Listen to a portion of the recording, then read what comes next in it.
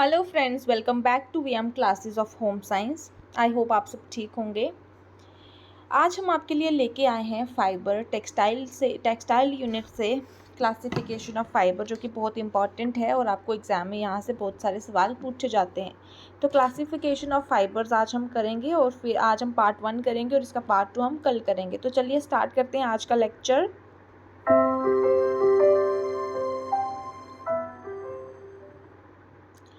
जबकि ये आपका टेक्सटाइल टर्मिनोलॉजीज से पूछा गया है कि टेक्सटाइल टर्मिनोलॉजीज के अंदर फाइबर क्या है, यार्न क्या है, वीव क्या है, फिर क्लासिफिकेशंस आपको दी हैं फाइबर की, यार्न की, वीव की।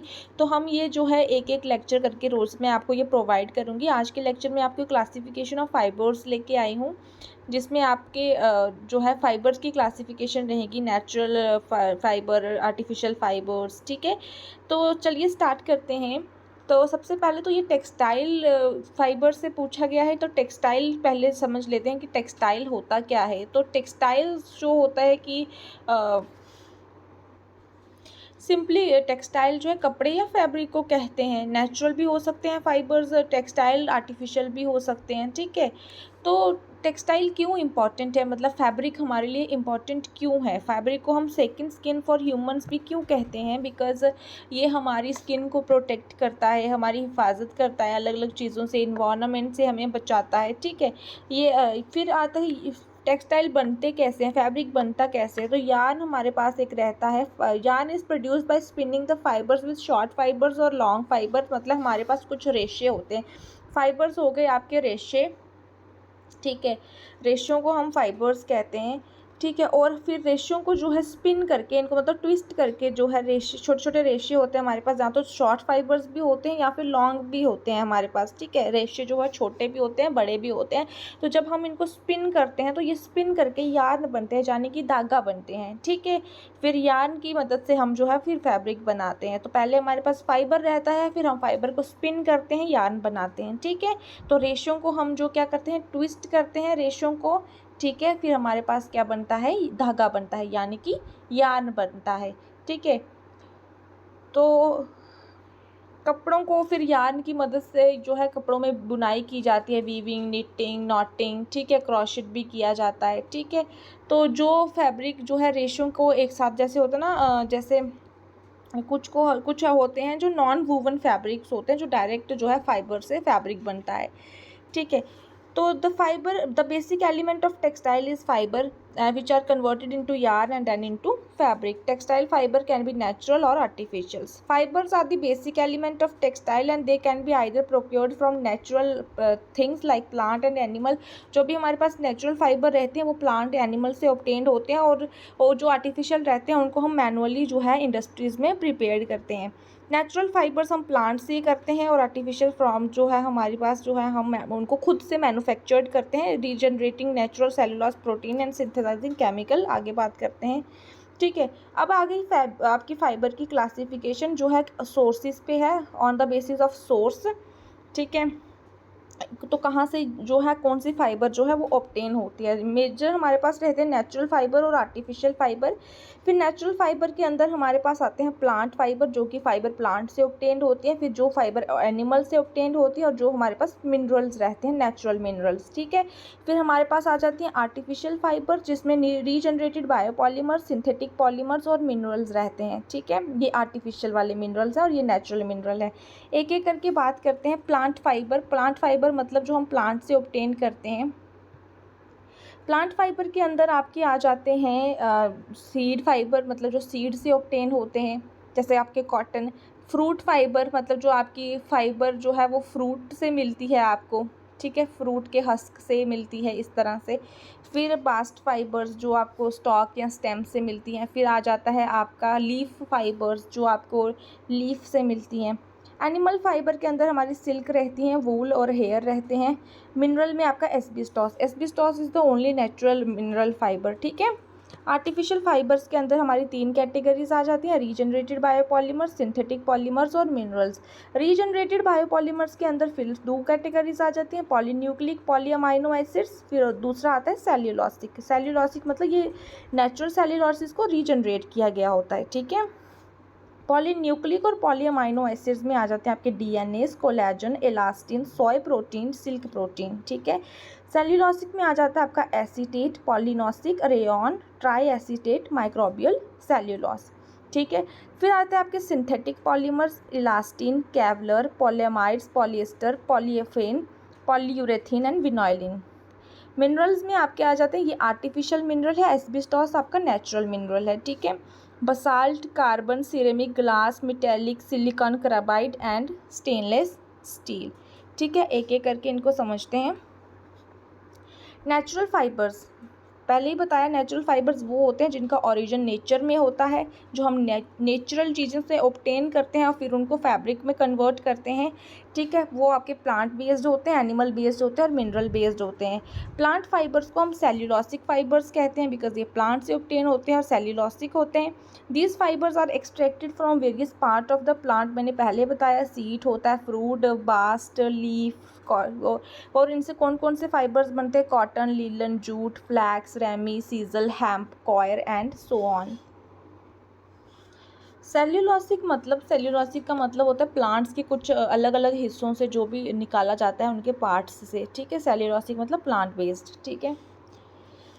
पहली बात करते हैं seed fiber, these are obtained from seeds of the plant such as cotton and kapok, ठीक है। कॉटन जो है आपका पता है आपको, कॉटन के सीड्स को इकट्ठा करके,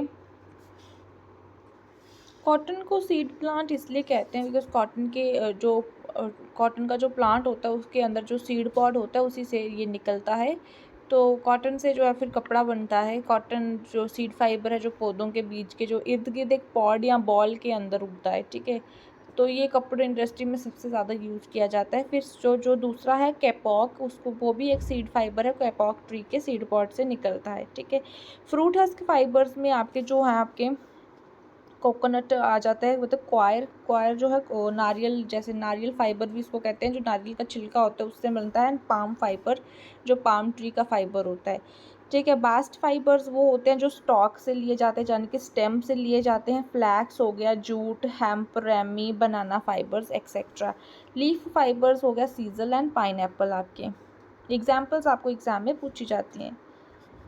एनिमल फाइबर्स वो फाइबर्स हैं जो आपके जो भी कंप्राइज होते हैं protein, these are commonly obtain from hair, fur और एनिमल्स और फ्रॉम कुकून्स, ठीक है। सिल्क जो है आपकी नेचुरल फाइबर है बट ये फिलामेंट कैटेगरी में आती है।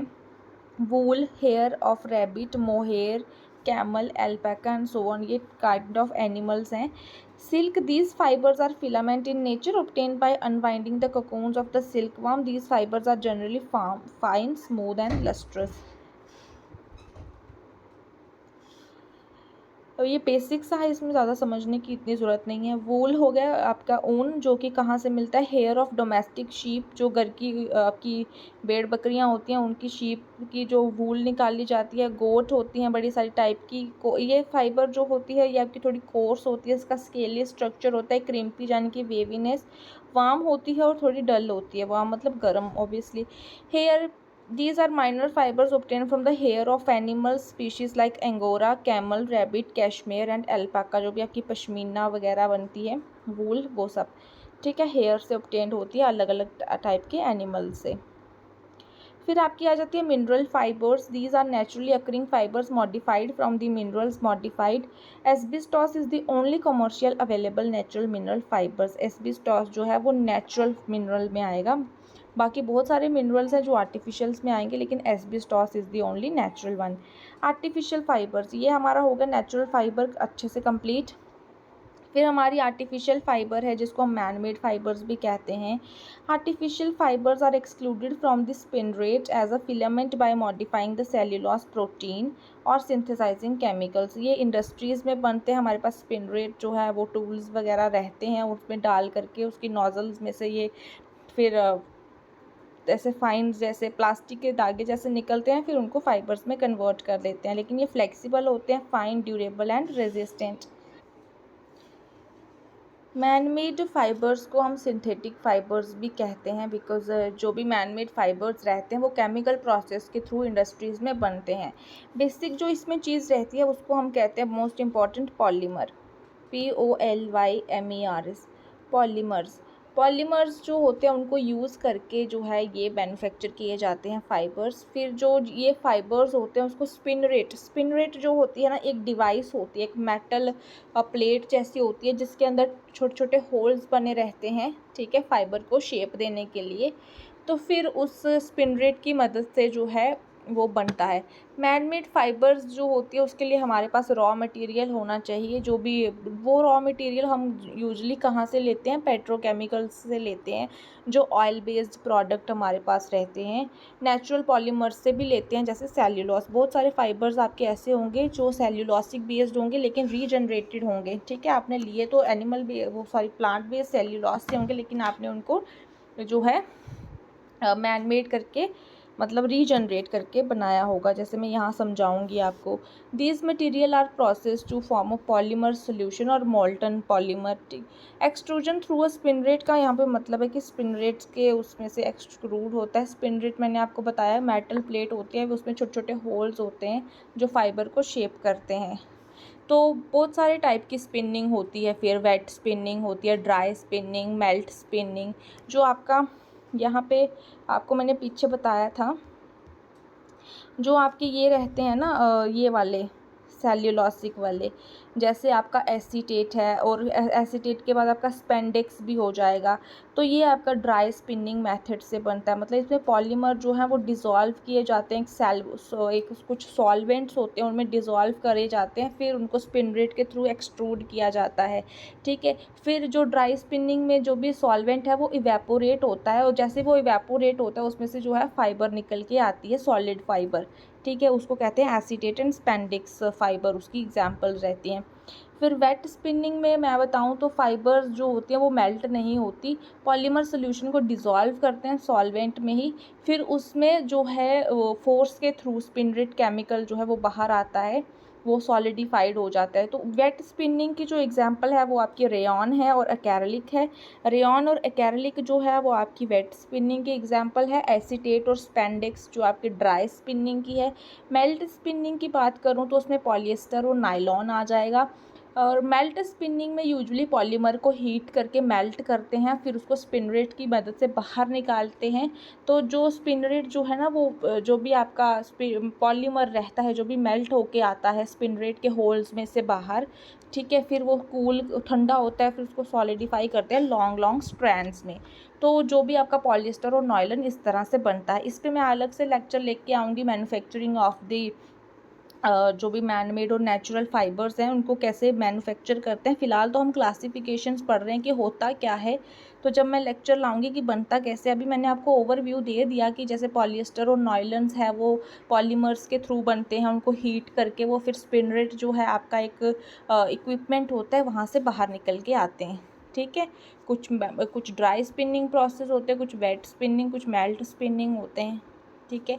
फिर जो भी रहता है उनको सॉलिडिफिकेशन रहता है इनमें कि कैसे उनको सॉलिडिफाई करके बनाया जाता है, ठीक है। तो जो भी हमारे पास रहते हैं रीजनरेटेड बायोपॉलीमर्स, उनके लिए सबसे पहले तो हमारे पास रॉ मटेरियल होना चाहिए, फिर पॉलीमर को मेल्ट करते हैं, डिज़ोल्व करते हैं, फिर पॉलीमर्स को जो है स्पिन रेट से पुश करते हैं, फिर फाइबर को सॉलिडिफाई करते हैं, फिर फाइबर को स्ट्रेच करते हैं, फिर उसको फिनिश एक प्रोसेस देते हैं। तो जितने भी आपकी ये वाली फाइबर्स है ना, पॉलिएस्टर, नॉयलन, एक्रेलिक, रेयॉन, ये सारी जो हैं आपकी पॉलीमर से बनते हैं, ठीक है। आई होप आपको समझ में आया होगा। तो मैं ये जो आपको एग्जांपल दे रही थी ना, ये इन्हीं की दे रही थी, ठीक है। चलिए आगे थोड़ा बताती हूँ। Regenerated biopolymers, these fibres are obtained by modifying the cellulose obtain from the plant. जो भी रीजनरेटेड बायोपॉलीमर्स होते हैं वो आपके जो भी है प्लांट बेस्ड होते हैं, लेकिन उनको थोड़ा सा आपने मॉडिफाई किया होता है। जो भी मैन्युफैक्चरिंग का प्रोसेस रहता है, natural high polymer substance in solution, मैंने आपको ये सारा समझा दिया कि स्पिन रेट की नोजल से बाहर निकलते हैं, फिर सॉलिड फॉर्म में उनको किस तरह से किया जाता है।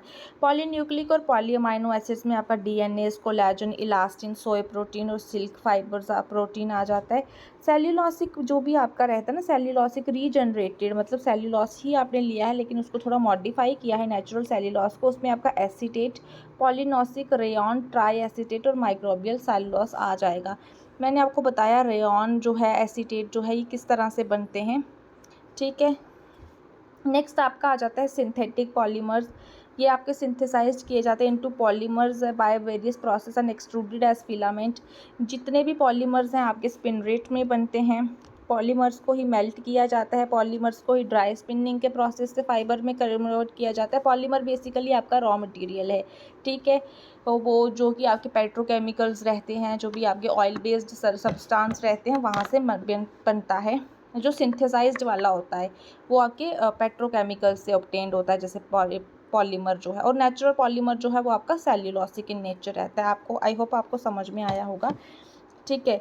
दो तरह से होते हैं ना ये, एक तो सिंथेटिक हो गए जो मैन मेड रहते हैं, रॉ मटेरियल जो है पेट्रोकेमिकल बेस्ड होता है, और दूसरा सेल्यूलोसिक होता है जो नेचुरल होता है, प्लांट से ही ऑब्टेन्ड होता है, उनको मॉडिफाई किया जाता है, ठीक है। फिर आ जाता है मिनरल्स। आपके मिनरल्स जो हैं आपके जो ऑब्टेन्ड होते हैं आपके basalt, carbon, ceramic, glass, metallic fiber such as gold and silver. Metallic fiber में आपका gold and silver zari thread आ जाते हैं। सिलिकॉन, कार्बाइड, स्टेनलेस स्टील, ये सारे मिनरल फाइबर्स हैं। इनको भी किसी ना किसी प्रोसेस से जो है वो बनाया जाता है।